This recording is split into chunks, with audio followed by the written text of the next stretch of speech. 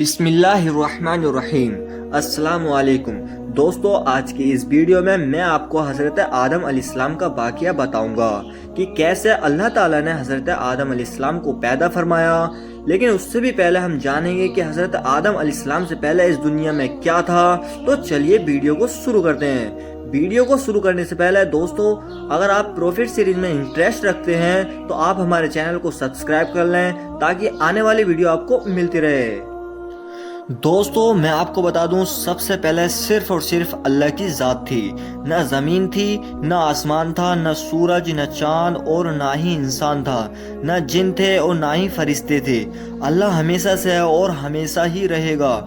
جب اللہ تعالیٰ نے اس پوری کائنات کو پیدا کرنا چاہا تو سب سے پہلے اللہ نے اپنے نور سے فرشتوں کو پیدا کیا۔ فرشتے اللہ کے نیک بندے ہیں جو اس کی ہر بات مانتے ہیں۔ وہ کھانا نہیں کھاتے ہیں اور نہ ہی سوتے ہیں، بس وہ اللہ کی حمد و ثنا یعنی کہ تعریف کرتے رہتے ہیں۔ اور پھر فرشتوں کے بعد اللہ تعالیٰ نے جنوں کو پیدا کیا۔ جنوں کو آگ سے بنایا گیا تھا۔ ان میں اچھے بھی ہوتے ہیں اور کچھ برے بھی ہوتے ہیں۔ انہیں اللہ تعالیٰ نے انسانوں کی طرح اختیار دیا، یعنی یہ اچھے یا برے کام کر سکتے ہیں۔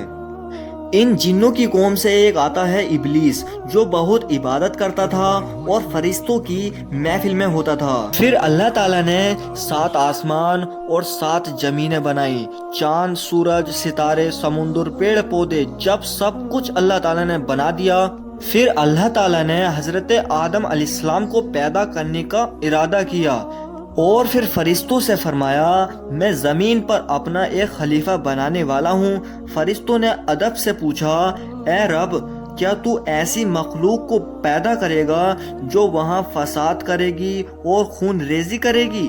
اللہ نے فرمایا، میں وہ جانتا ہوں جو تم نہیں جانتے ہو۔ اس سے پتہ چلتا ہے کہ اللہ کی حکمت بہت اونچی ہے۔ پھر اللہ نے جبرائیل علیہ السلام کو حکم دیا کہ زمین سے ایک مٹھی مٹی اٹھا کر لاؤ۔ تو حضرت جبرائیل علیہ السلام نے زمین سے مٹی لینی چاہی تو زمین نے پوچھا، آپ مٹی کیوں لینا چاہتے ہیں؟ تو آپ نے بتایا کہ اللہ اس مٹی سے انسان کو بنائے گا جو زمین پر اللہ کا خلیفہ ہوگا۔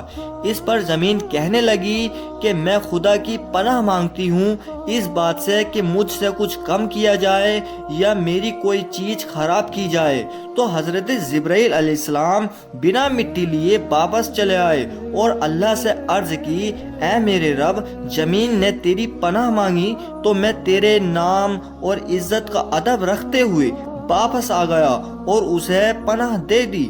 پھر اللہ تعالیٰ نے حضرت میکائیل علیہ السلام کو بھیجا تو وہ بھی اسی طرح واپس آ گئے۔ پھر اللہ تعالیٰ نے حضرت اسرائیل علیہ السلام کو بھیجا۔ جب زمین نے ان سے پناہ مانگی تو انہوں نے فرمایا، میں اس بات سے اللہ کی پناہ مانگتا ہوں کہ اس کے حکم پر عمل کیے بغیر میں واپس چلا جاؤں۔ اور اس کے بعد اللہ تعالیٰ نے اس مٹی سے اپنے دستے قدرت سے حضرت آدم علیہ السلام کا پتلا تیار فرمایا اور انہیں ایک خاص شکل دی اور پھر اس میں اپنی طرف سے روح پھونکی اور اس طرح حضرت آدم علیہ السلام کو زندگی ملی۔ اور اسی لیے حضرت آدم علیہ السلام دنیا کے سب سے پہلے انسان اور نبی رہے۔ اسی لیے انہیں ابو البشر یعنی سب انسانوں کا باپ کہا جاتا ہے۔ اللہ نے پھر حضرت آدم علیہ السلام کو تمام زمانے کے علوم عطا کیے، علم سکھایا۔ پھر فرشتوں سے کہا، تم بھی ان چیزوں کے نام بتاؤ، تو وہ بتا نہیں سکے۔ اللہ نے فرمایا، تو پھر ایسا کرو کہ حضرت آدم علیہ السلام کو سجدہ کرو۔ سب نے سجدہ کیا سوائے ابلیس کے۔ اللہ نے اس سے پوچھا، اے ابلیس، تو نے سجدہ کیوں نہیں کیا؟